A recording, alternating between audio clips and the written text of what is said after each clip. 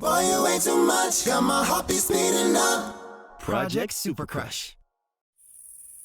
My mind is absolutely short-circuiting by the time Christian Miller backs off. And I'm pretty sure I completely blew my introduction. It's embarrassing. Almost painfully so, but there it goes again. Those butterflies in my stomach. They're stronger than yesterday as his words replay in my head. Come on, there's gotta be some magic in there. They echo almost as loudly as my heartbeat, and I feel a strange warmth spreading through me. As I replay every second of our short and, let's be honest, terrible encounter, I can't help but feel what I did yesterday all over again. And just like before, that hint of jealousy starts bubbling up beneath it. Not only does he seem to have everything, but he's also playing the same position my dad did at his age. It's like looking at the version of myself I was supposed to be, the person I can never become. As the emotions inside me start to conflict, I think back to the way he encouraged me, completely unprovoked, and I feel a little guilty. He seems like a genuinely good guy, and I shouldn't let something as dumb as jealousy cloud my view. Besides, there's something about him that just interests me. I watch him glide across the field effortlessly, just like he did yesterday running with Blue, and suddenly I feel the urge to write. I flip over the paper in front of me, full of incoherent scribbles, and start on a fresh sheet. Then, as my hand glides across the page, my idea is coming too fast. The practice I'm supposed to be watching fades into the background as I immerse myself in my fictional world.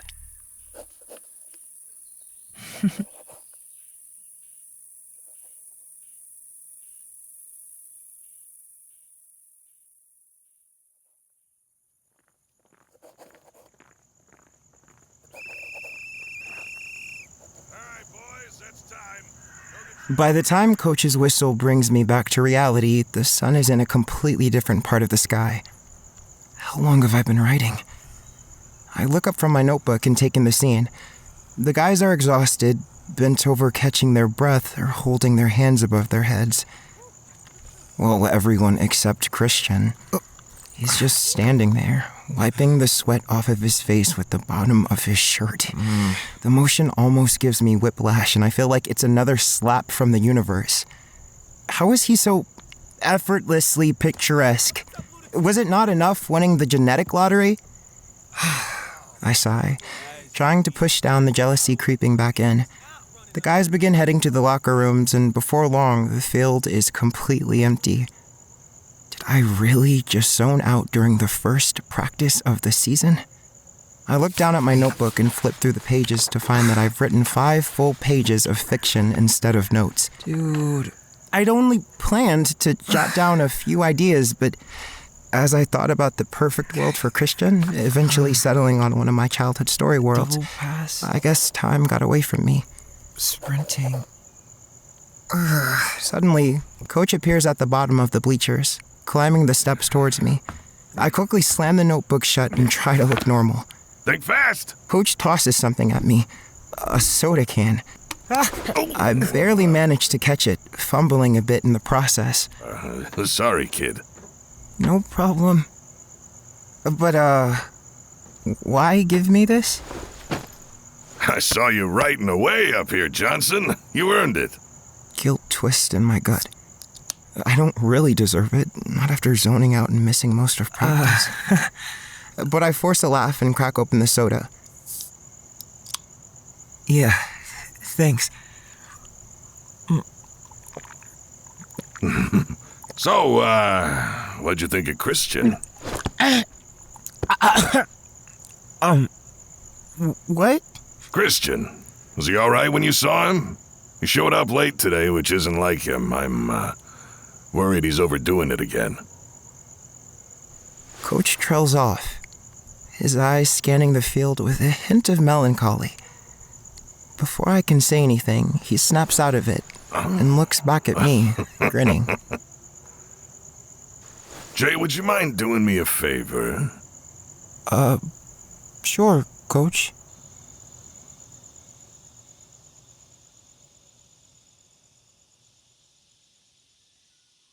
This sounds almost unbelievable, but I promise I'm not lying. Apparently, the little run I saw Christian doing yesterday is something he usually does in the evenings after practices. Coach told me he's been trying to convince Christian to stop overexerting himself, but he thinks he'll overdo it again this semester. And so, this plan was born, complete with me stalking Christian Miller in order to report back to Coach later. Now I'm back in the same place as yesterday, crouching behind the same two planters, waiting for Christian. The irony feels a little cruel, but I can't deny there's a part of me that wonders what it'll feel like to see him again.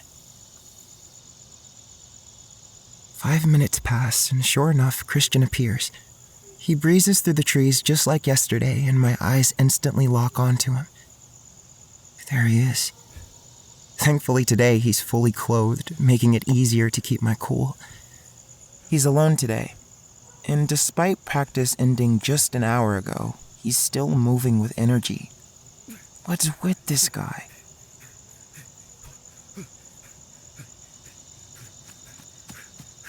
I squint, studying him, but then his head turns.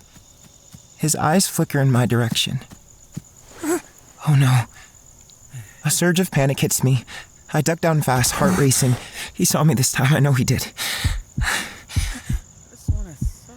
My pulse pounds in my ears as I hear footsteps approaching. My breath catches in my throat, and I brace myself, squeezing my eyes shut. But they don't sound like they're coming from the right direction. And then there's two sets of them. Then there's a voice.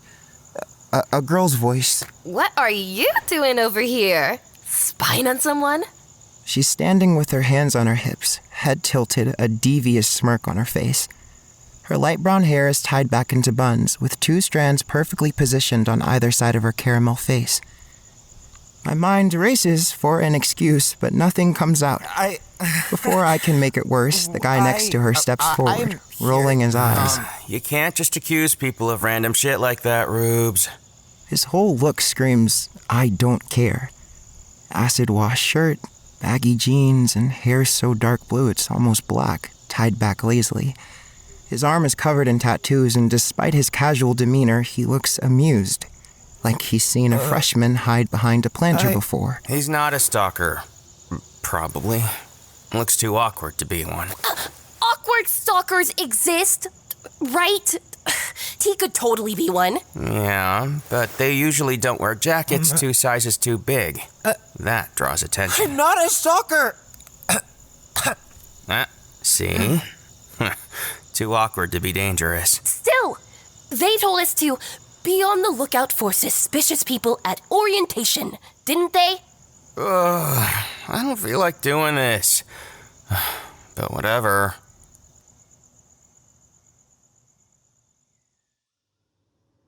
Apparently, the two strangers are named Rubi and Lee. They're both sophomores and RAs. Ironically enough, they work in the dorms that Carlotta Hall is sandwiched between. After I managed to explain why they found me crouched behind a planter, Ruby invited me to her dorm in Olivine Hall to show off some of her work. It turns out she's a filmmaker. Now, as I watch her scrolling through her laptop, I catch a glimpse of that same devious smirk she had earlier. All right, gentlemen, here it is, my magnum opus, A Whisker in the Night. What follows is a series of random cat videos, which I can only assume were filmed around campus, set to silly, early internet-style music. It feels more like a amateur montage than the documentary she hyped it up to be. Just as quickly as it starts, the screen cuts to black and the room goes silent. Before she can gauge our reactions, Lee bursts into laughter.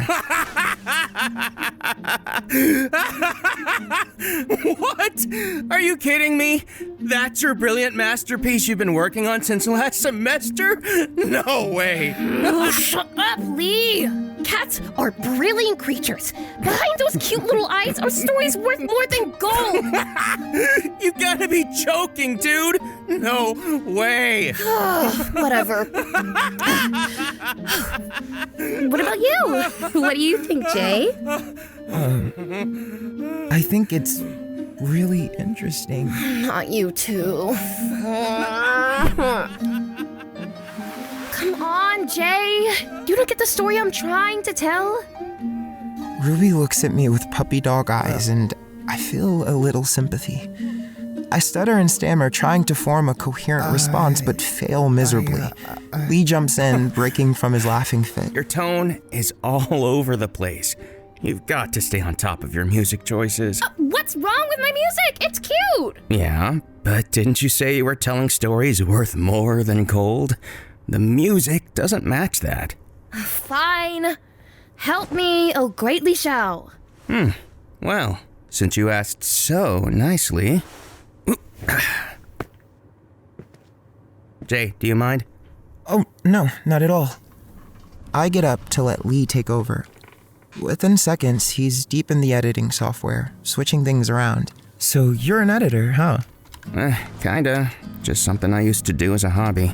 He's being modest. His help saved me more times than I can count last semester. He's an editor through and through. So, a filmmaker and an editor, huh?